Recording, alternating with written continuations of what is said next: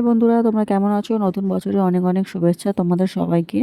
So ঠান্ডাও পড়েছে, আর আমি আজকে তোমাদের সাথে একটা নতুন রেসিপি নিয়ে চলে এসেছি, গাজরের হালুয়া। অনেক দিন ধরে ইচ্ছা করছিল খেতে, আর এটা বড়েরও রিকোয়েস্ট ছিল খাওয়ার জন্য।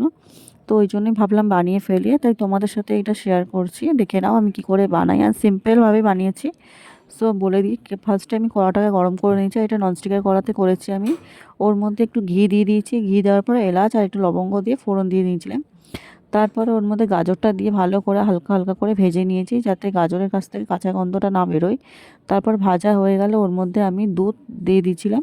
মিল্ক আমুলের দুধটা, 1 প্যাকেট দুধ দিয়ে দিয়েছিলাম। ওর মধ্যে দুধ দিয়ে তারপরে একটুখানি যখন সেদ্ধ হয়ে এসেছিলো গাজরটা, ওর মধ্যে দিয়ে দিয়েছিলাম আমি একটু আমুল ক্রিম। আর আমুলের যে গুঁড়ো দুধটা আছে ওইটাও দিয়ে দিয়েছিলাম। তারপরে নেড়ে চেড়ে ওর মধ্যে চিনি অ্যাড করেছি। আর চিনি যেরকম তোমরা দিতে পারো, কেউ কম মিষ্টি খাও, কেউ বেশি মিষ্টি খাও। তো আমি আমার মতো করে হিসাব করে দিয়েছি। আর আমরা যেহেতু মিষ্টিটা বেশি খাই, তো মিষ্টিটা আমি বেশি দিয়েছিলাম। তারপরে লাস্টে তোমার আলমন্ড বাদাম আর কিশমিশ আর একটু কাজু বাদাম দিয়ে দিয়েছিলাম। ওতে খেতে ভালো লাগবে বলে তাই দিয়ে দিয়েছিলাম।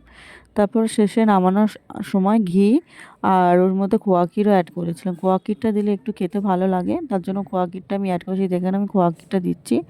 আর খুব দারুণ খেতে হয়েছিল। আর কেমন হয়েছে রেসিপিটা তোমরা জানিও, তোমরা পারলে ট্রাই করো। আর সত্যি কথা বলতে এইসব শীতকালে খেতে খুবই ভালো লাগে। আর আমার তো খুবই ভালো লেগেছে, আমার বরেরও ভালো লেগেছে। তো তোমরা পারলে ট্রাই করো।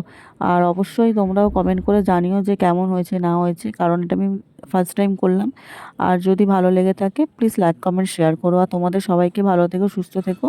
আর বেশি বেশি ভিডিও পেতে গেলে আমার চ্যানেলটা প্লিজ সাবস্ক্রাইব করে দিও। টাটা, বাই, ভালো।